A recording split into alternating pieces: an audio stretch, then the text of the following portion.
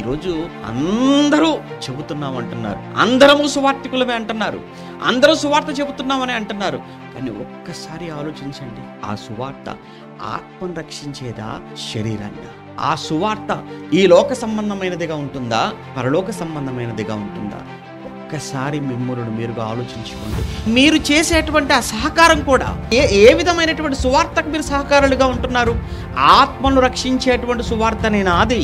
అది పరలోకానికి నడిపించే సువార్తనేనా, లేదా ఈ శరీరానికి సంబంధించినటువంటి వార్తనా? అది ఎందుకంటే ఈ జీవిత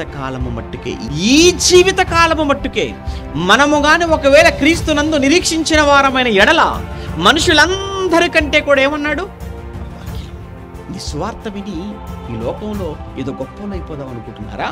అయితే ఈ జీవిత కాలం మట్టుకే క్రీస్తు నిరీక్షిస్తున్నారు. అది సువార్తనా? కాదండి. రాబోయే లోకం మీద నిరీక్షణ, రాబోయే లోకం అంటూ ఒకటి ఉందని, ఆ లోకానికి వెళ్ళడానికి ఆత్మగా ఈ శరీరంలో నేను ఉంటుండగానే సిద్ధపడాలన్న ఆలోచన ఆ సువార్త వింటున్నటువంటి వారిలో కలగాలి. అలాంటి సువార్తకు నువ్వు సహకారిగా మారు.